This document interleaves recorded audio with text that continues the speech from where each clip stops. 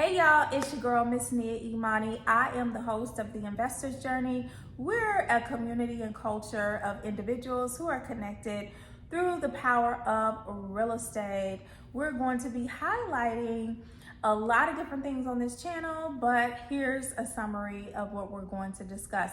Acquisitions, renovations, and exit strategies. You'll be able to watch and listen to interviews of industry professionals as well as celebrities that have one thing in common, and that is to build wealth through real estate. All right, so I'm your girl, Miss Nia Imani, the host. Let's get right into it. So today I want to talk to you about exit strategies. Why is that so important? It's important because that's how you really make your money. Because when we are going into these real estate investing deals, I always encourage clients and just individuals in general to think about the process as a one transaction, okay? I know a lot of times people get stuck on the acquisitions and they just, don't even think about the rest of it. And I have seen some horror stories. I've had to, come in as a cleanup crew and help individuals actually figure out the mess that they've gotten themselves into because they did not see the overall big picture. They said, hey, I got some money, or somebody told me I can get financing, and they just jumped right in and bought properties, and they did not think about the entire thing all the way through, okay? So one of the things that's really important with your exit strategies is that you discuss that with yourself, your spouse. You can discuss it with your agent, your consultant, whoever you're doing these deals with. It could be your mentor. But make sure that they are going over the importance of this part of the real estate transaction, okay? And so today we're going to talk about two of the primary ones. The first one is fix and flip.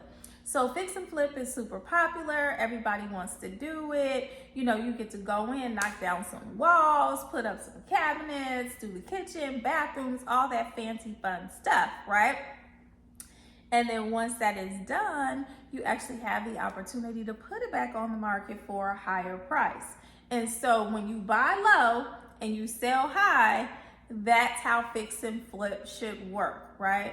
So you want to make sure that you are evaluating your properties to make sure that there is going to be equity in there. And then you should be able to sell that property for sometimes 30, percent, even 40 to 50% if you've been able to purchase it at a great price. And that just really depends on your market, where you live, and how you actually found the property.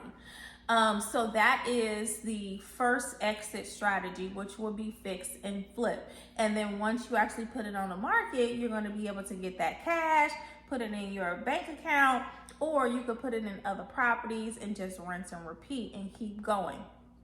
The other one is going to be buy and hold. And I feel like this is kind of, underrated. Not a lot of people really want to go this route or understand the value of it, but hopefully I can shed some light on that. So buy and hold is not, the sexiest way or the most popular, but if you think about it, it can be the most beneficial because a lot of times you're buying the property, it's already renovated.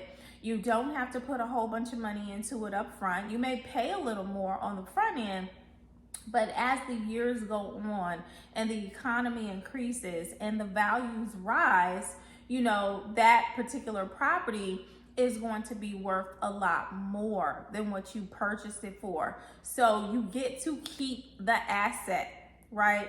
And then you also get to, just pretty much wait until the market goes up. They say there's a very popular saying, you don't wait to buy real estate, you buy real estate and wait. So this is what I want to encourage you to do on the buy and hold strategy. And then not only that, okay, so let me back up. So I actually purchased my first house and I was 23 years old. I actually didn't have a clue about real estate. I just wanted to be a homeowner, So when I purchased the property for $75,000, And then when I got ready to sell it, it was worth $185,000. So this was really my introduction to the possibilities of real estate. I told my, agent at the time, I was like, wait, that seems like a little bit high, but it all worked out. I sold the property in record-breaking time. And then that's when I moved to Atlanta, and I said, you know what, I'm doing real estate.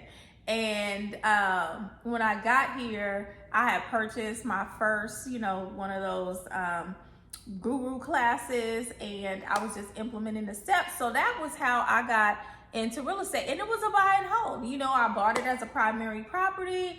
And then when I got ready to sell it, it was crazy how the values had increased. So I want to encourage you to, fix and flip is cool and everything, but buy and hold is where it's at for real, okay? Because you get to take advantage of that bankable equity, as time goes on. And then you also get the power of cash flow. So as you are, holding on to that property, you get to put renters in there and they are paying the mortgage for you. Hopefully you bought it at a good price, and then your tenants are going to pay over, and then you get that money.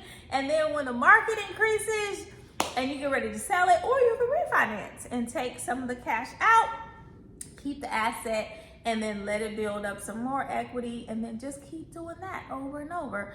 And then even with the rental thing, you got Airbnb, so you don't always have to do a traditional tenant. You could do Airbnb and do the nightly rate thing.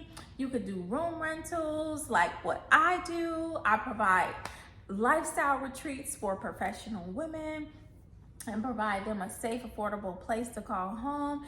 And they pay the mortgages in my properties, because that's just a creative strategy that I, had thought about. And this was like, I started doing that like 11 years ago, before, I even heard about Airbnb and all of that. So just be creative, but definitely make sure that you are thinking about how the hell you're gonna get out of that property once you actually purchase it, okay? I'm your girl. It's been real. This is the Investor's Journey podcast. Tell a friend to tell a friend, okay?